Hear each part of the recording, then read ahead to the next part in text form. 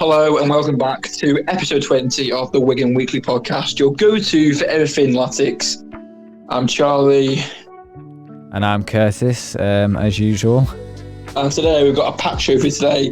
We're looking back at Exeter away, Wrexham at the Brick. And then we're going to preview the big weekend with Shrewsbury away and Rotherham at home over the Easter weekend.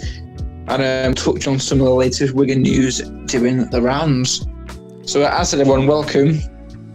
And to kick me and Curtis off, we're going to start and get straight into it with the Exeter away review, which is what we filmed the last podcast while that was currently live. So we were switching back and forth between talking about the club and then watching the game. And fair to say, it was a very long away day. Not exactly the result we wanted, but got to be said that we didn't play too badly. There was a mild bit of improvement. Would you agree with that? Yeah, I would definitely agree with that. I mean, it sounds like, players like Asamoah are becoming more and more promising in these games. So I think, there's still some good players within the squad, despite what people will tell you. Try and keep positive. And I think the Exeter performance was positive, And yeah, I know our goal was a penalty, first penalty of the season, by the way. But I do think, though, that it was a fairly positive performance. We've got another point on the board. And I think, obviously it's going to pretty much go right down to the wire. But I think, if we keep with that sort of momentum, we should do all right for ourselves. Yeah, I agree with that. I think that as a game, I said it on Twitter, I think it was nice seeing Owen Dale involved down the wing, which is something he's not really done too much, but he certainly did quite a good job at him. Sam Tickle making some good saves. I know you've commented that he seems a bit lazy recent. I could sort of agree with that. I think his momentum's a bit down at the moment. He's certainly struggling to get back into that usual rhythm he's in, but I suppose that can be improved. But overall, wasn't a bad performance at all, I think. No, and I mean, I'm looking at the stats now. Like, Exeter had more shots, more possession, more passes, more accuracy. So yeah, I mean, considering their possession was 62%, ours was 38%. So I think all things considered, we've done all right. And going back to the whole Sam Tickle thing, I think sometimes it's like it feels like he just knows that the ball's going to go in and not really do much about it. I feel like he knows he's off in the summer. I feel like there's something going on. I can't describe it. Yeah, it was a bit of a I can't describe it. I know what you mean. Certainly not what you want, though. I mean, regardless of what's going on behind the scenes, he's got to be working hard. We can't really have this laziness behaviour. Well, no, we can't. But like you said, team morale's probably at a low. I mean, yeah, I know, you try and take all the positives from it, but it's been a bit of a roller coaster season. So I can sort of see why some things are the way they are. But then again, we could be aiming for better. We've not had a win in our last 5, 4 draws, 1 loss. Draws, points on the board, but, we don't want to take it right down to the wire. No, we don't. And I think, it's a difficult final few games coming up for Wigan. Ryan Lowe hasn't really found, I'd say, a style of play that necessarily he likes. I think it is just a bit of trial and error at the moment, but, we'll see really, I guess. Yeah, we certainly will. And I think, this is probably the perfect time to move on to the Wrexham game, because I feel like we sort of built on, the positives, I mean, I get it was drawless, but, going back and looking at the stats, we had more shots. We had 2 shots on target, which was definitely, sort of an improvement on recent games, like Orient, where we didn't even really have that, whereas Wrexham had 0. So, yeah, they may have had more possession, passes and accuracy, but, we didn't concede to them.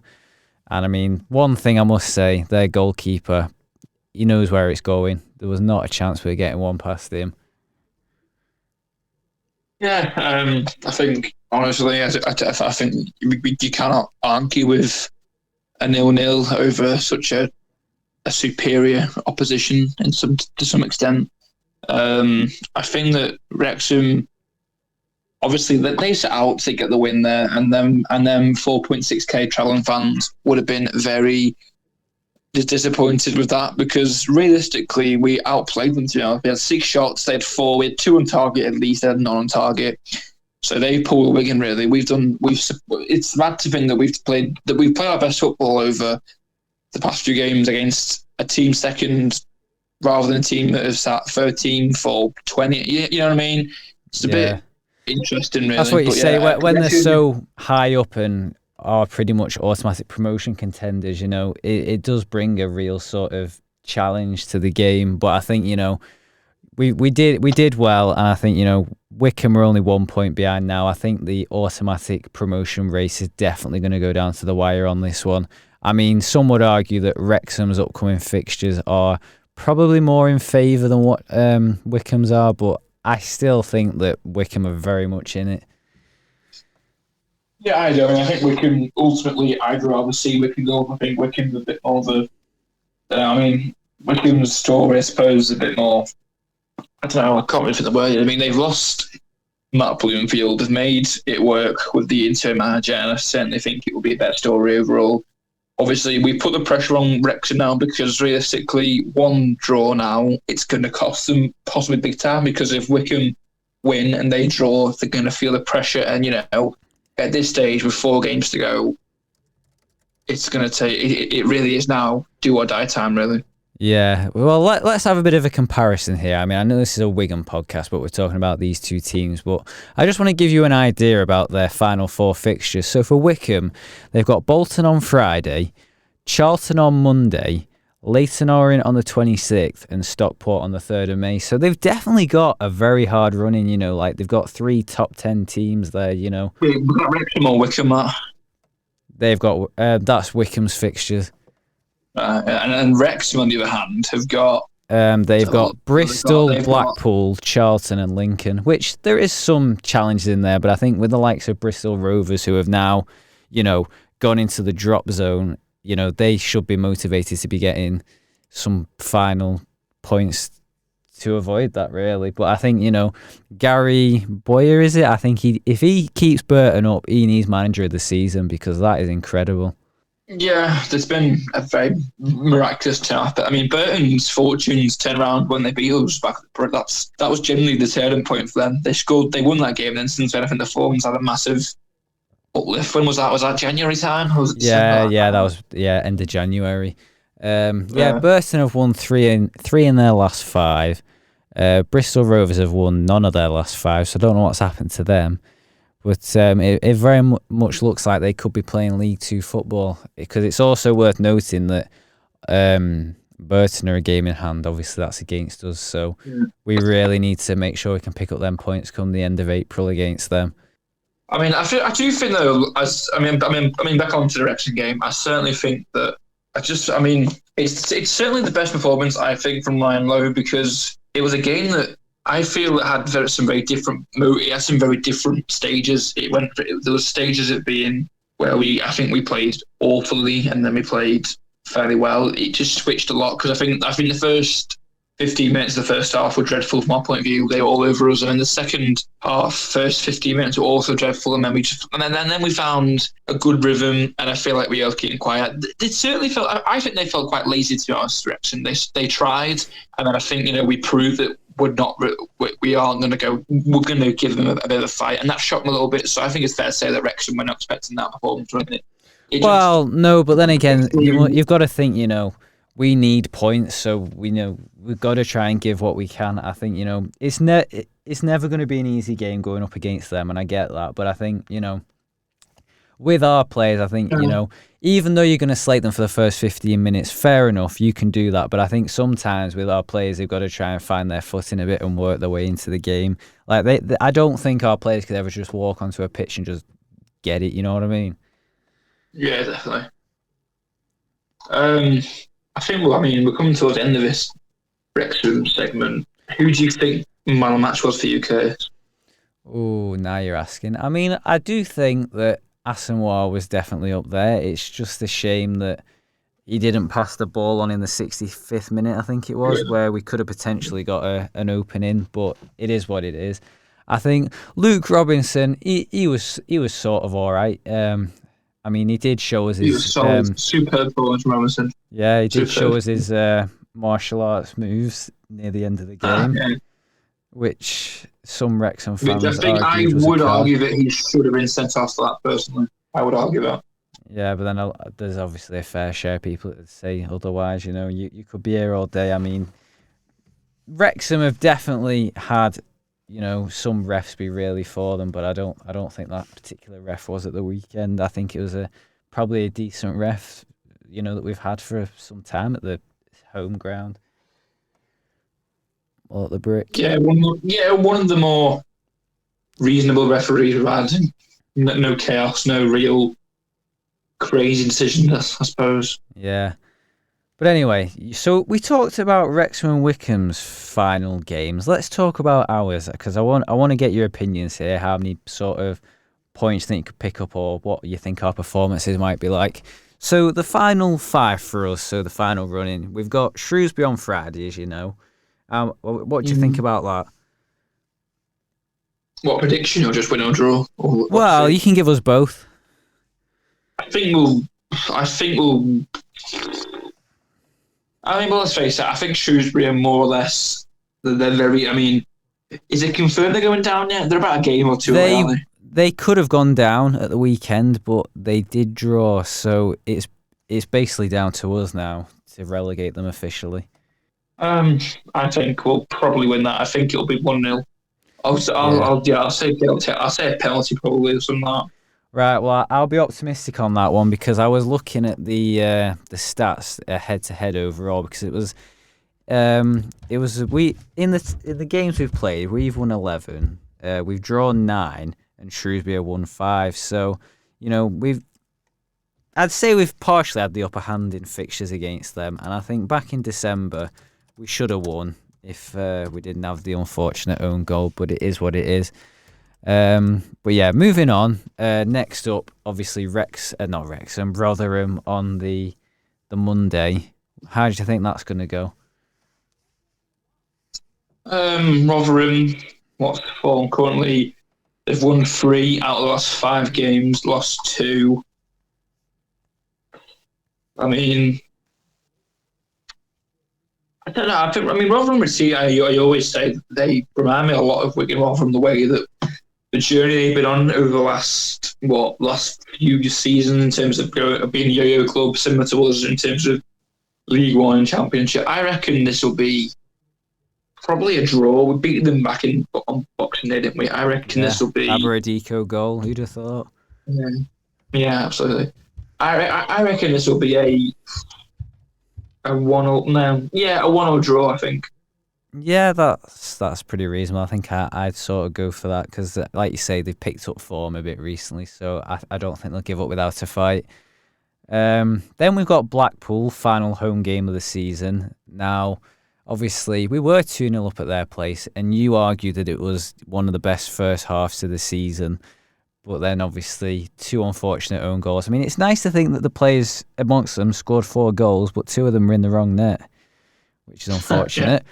But, recapping to last season, we lost 2-1 at their place, and we won 1-0 at home. So how do you think? Do you think we've got a bit of a home advantage on that one? It's final. Well, it's final game, a home game this season. You'd like to think the lads might give us a bit of a treat, because I would arguably say, as a season ticket holder, it's not been the greatest home record this season. I feel like it's been slightly disappointing in terms of goals they're involved. We scored about I think we scored under. Have we scored less? I think we scored less than 20 goals at home this season, which is a bit disappointing. Yeah, something like that. So realistically, you'd hope it'd be a treat. I mean, going off last season, we beat 1-0, Scott Smith for the goal. I reckon that this probably will be another slender win. I'll say it's going to be 2-1 Wigan. I'll say that. I'll be a bit optimistic. Okay, right. Okay, so the final 2, Burton away, which was supposed to be a couple of weeks ago, I think it was, but obviously rescheduled because of the international break, which, I mean, to be fair, both fixtures against them this season have. So tell me something new. I think this screams 0-0 all over it, which is part of the reason I didn't really want to go to this away game, to be honest. Yeah, and I mean, I think it's on a Tuesday night as well. Torture. Yeah, which is less of an incentive. Yeah. And then finally, we finish off the season at Sixfields, Northampton. Now, obviously, I think with Northampton, at home this season, we won 2-1, and we did the same last season. I think personally we could easily get a result against them. Away last season, it was a 1-1 draw. But what I'd like to go and tell you about is the head-to-head stats. So against them, we've won 21, drawn 13, and lost 6. So it's very likely that we should get a result against them. The last time we lost to them was on Halloween 2020, where it was a narrow 3-2 defeat. Yeah. Well, I mean, I'm not gonna. I think obviously the sacking of John Brady was a bit surprising. He's done good things. He got them back up from League Two after that little bit of downfall they had.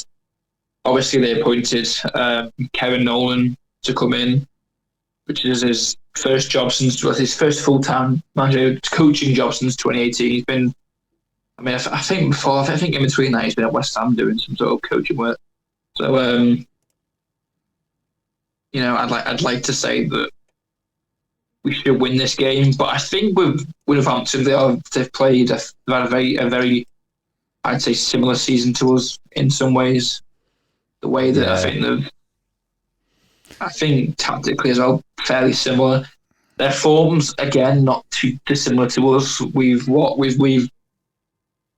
drawn 4, lost 1. They've I say that, I mean I'm going off current form, but then they've drawn 2, lost 2, won 1. I think right now I'd probably say that'll be a 1-0 win to Wigan.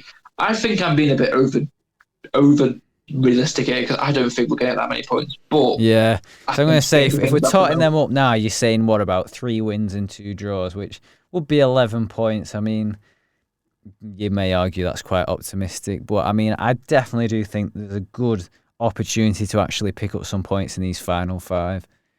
Yeah, well, I mean, I go back to last season. I think that the end of last season was really special. It was a very strong end to what was a fairly decent season.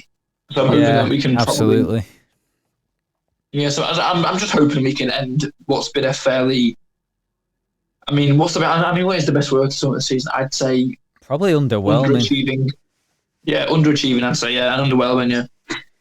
Yeah, I mean that's like I say. I mean, we've not had a great season this season, but I'm just hoping that the summer brings a better season next year. Well, next season. Yeah. Definitely. The sooner that May 3rd comes and the season's over, some would say the better. But so that was interesting to get your thoughts on the final running. But let's sort of break it down into detail now, these next 2 games. So Shrewsbury on Good Friday at Crowd Meadow. We could potentially, confirm Shrewsbury's relegation. I mean, realistically, it's going to happen, unfortunately, but mathematically, it's one of them where it goes right down to the wire. Yeah, it is. I think Shrewsbury have underperformed. I do think that the whole embargo with Ainsworth was a bit shocking, to be honest. I think he's a bit of a turncoat, to be honest. He couldn't handle the pressure. Yeah. But I mean, and then you could argue that he's gone a bit weirdly. I mean, obviously, I personally don't think that there's any saving Shrewsbury. I think they're going down. I don't think that's the thing, because even if they did win their final 4 games, they would be equal on points to Burton and Bristol Rovers, so it'd probably go down to goal difference on that front. But yeah, I think mathematically it's going to happen this weekend. I just point out that Shrewsbury have scored more goals this season. That is it's mad, tragic. Isn't it? Tragic. I think we're still 24th on that front. Awful. Yeah, no, we scored 35. Their second lowest of 37. That is genuinely horrific. Yeah. So what I would like to know is your thoughts on Michael Appleton at Shrewsbury. I think a weird appointment. I think Michael Appleton's quite I think he's a manager with a good track record, and I think that you could argue that to some extent maybe joining Shrewsbury is a bit below his usual expertise, because in the past few years he was at Lincoln, who were a stable League One team. He was at Blackpool, who had been a fairly stable League One team. They've danced and they've toed with relegation from the Championship recently, but they've still been stable in League One recently. And then you've got Charlton. He was at Charlton up until last season, and he did all right with Charlton. He did decent things there, and then I think getting the Shrewsbury job. I mean, I know he was in the line for the Wigan job, which I'm kind of glad we didn't get him, because I don't think he's done anything special at Shrewsbury. But then again, though, with this Shrewsbury team, I don't think you could put a manager like Pep Guardiola in there and expect him to do anything, to be honest. So yeah, but I feel like on that front, I feel like Shrewsbury have done a bit of what we done, because in the winter transfer window, didn't they let go of Bloxham? And am I right in thinking that he was probably one of their better players? I'd say top 3. Yeah, definitely. Yeah, because Tom Bloxham went on to Blackpool, wasn't it? Yeah, and then with these players like Shea Dunkley, in the summer he went to Chesterfield, linking back up with Paul Cook, and I feel like I just think they did some sloppy business in the summer, but I think that's hard because players. I mean, they've had a bit of a crisis with the owners recently, and I think the players didn't really want much of a part of that. So yeah. Yeah, that's it. It's unfortunate when you're in a team and you don't feel like ownership or people around you are what you want. So yeah, you move on. But yeah, I mean, I do think some odd things have gone on there, and I think it is a shame to see them go down, but hopefully they can bounce back and get their problems resolved. Yeah, definitely. But is there anything else you want to add to your thoughts about the Shrewsbury game, or should we move on to Wrexham? Genuinely, not really. I don't think that much will happen. I think it will be either a 0-0 or we'll steal a late goal. That's the only way I see it going, to be honest. Yeah, my prediction, 0-0. Yeah. But I think, it'd be nice to get a goal in, but I think with how little goals we've scored this season, I don't hold much enthusiasm on that front. Yeah, definitely. Yeah, so Rotherham, it was a shame to see them come down, and they're still in and around the positions where they're currently 13th. Like you said, 3 wins in the last 5, so not too bad. But like you say, at their place, Barbara Adiko scoring, that was very unexpected. When I saw that, I was like, really? Yeah, he's not known for scoring goals, is he? No. So let's have a look, stats-wise, Wigan v Rotherham, because I want to know what our head-to-head record's like. So overall against Rotherham, oh wow. Against Rotherham, we've won 24, drawn 9, and lost 12.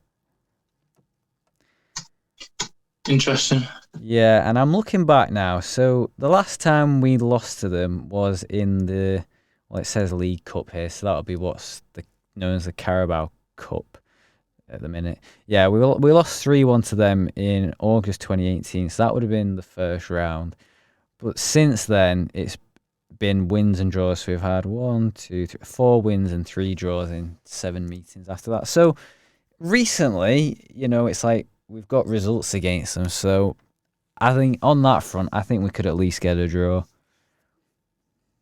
Yeah, I think draws. I said one other than that. I mean, obviously they sacked Steve Evans, who you could argue is a bit of a legend, well, not a legend, but he's got quite a reputation in the Football League for being a bit of a hard knock manager, a bit of a funny manager, with his fist pumps and that. Bit of a character. Yes, yeah, definitely. But sacking him, they've replaced him with interim manager Matt Hamshaw, who most recently was caretaker at Derby while they were looking for the John Eustace to take over, and then also, they've appointed him as interim. I mean, obviously, he's at the end of the season. He's not doing a bad job, really. You could argue that he's steady the ship, something that Steve Evans couldn't really do. Yeah, he could argue So that. yeah, I do think we'll draw this game. I think it'll be quite a boring game in this because I wouldn't say that the Boxing Day game was anything to really brag about. But yeah. Yeah. But like you say, I think it's important that we get the results in the final running, and I do think that we're capable of staying up now. I think, the team, at least two of the relegation spots at this point are pretty much where they are. Yeah, definitely. It's like Shrewsbury's only going to be confirmed at the weekend, but I can't really see Cambridge or Crawley saving themselves with. So Crawley haven't won in the last 3 games. I do think I think that I think Shrewsbury, Cambridge, Crawley. I still think Bristol will survive over Burton. I don't think Burton have as much quality as Bristol. Bristol have players like John Marquis who's still done. Yeah, but I'm now tempted to have a look at their last 5 to know why they've lost. Right, so in their last 5, they've played Exeter, Bolton, Birmingham, Mansfield, and Crawley. So, I mean, realistically, though, you could argue that they should have potentially picked up points against, the likes of Crawley. I mean, but Birmingham, I can see why not, because obviously, they've absolutely outdone the league. But yeah, I think considering they shouldn't really be where they are. They've got the League One experience, but unfortunately, they've just let go of it a bit. Yeah, they have.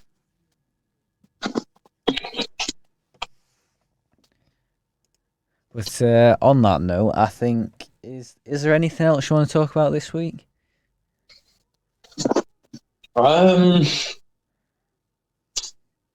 Genuinely, I think we've covered the majority, to be honest. Well, actually, one thing about last year, do you think Birmingham will break Wolves' 2014 record of 104 points, 103? And do you think they'll break it with 6 games to go? I think they could. They have won 4 in their last 5 games. Who have they got? Let's have a look. They've got Crawley, Burton, Stevenage, Mansfield, Blackpool, and Cambridge. I actually do think they'll beat it because don't get me wrong, there's some challenges in there with the likes of Blackpool and potentially a bit of Stevenage, but I do think with the likes of Cambridge, Crawley, Burton, Mansfield, I think Birmingham will easily get some points in there. Yeah. But I think they've got a pretty good chance of breaking that record. But I mean, what I will say though is hats off to Peterborough for their Virtue Trophy win yesterday. Yeah, they certainly surprised Birmingham. I think everyone would have anticipated that was Birmingham's first taking, to be honest. Yeah, I mean, I did think that. I mean, considering they played earlier in the week as well, and it was 2-1 to Birmingham. Yeah, and they've become the first team to ever retain the trophy, which is interesting. Yeah, I mean, I feel like Birmingham's players probably got a bit distracted by the going to Wembley. Yeah, I can get behind that. I feel like if that was played at any other normal stadium, they'd have probably done it. Yeah, probably. Oh, well, I mean, it is what it is, It's great to see, a different team, a lower ranked team win it as such, rather than one that's absolutely flown the league and is going to go back up. Yeah.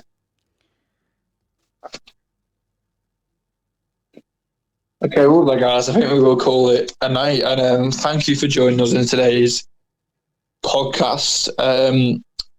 Something I was saying to Curtis before is that we're definitely on the lookout for more people to be on the podcast, and we are going to start putting stuff on social media to promote the idea. But if you do listen to this and you do have the ambition or want to have the opportunity to be on the podcast with us, Or not We even will that, just try- like in a video, really, because I mean that video you did with Ryan the other day did quite well. Yeah. Well, yeah. Either just if you watch, obviously, like I say, we'll let us know, DM us, and we'll make it happen. But we'll also be getting it on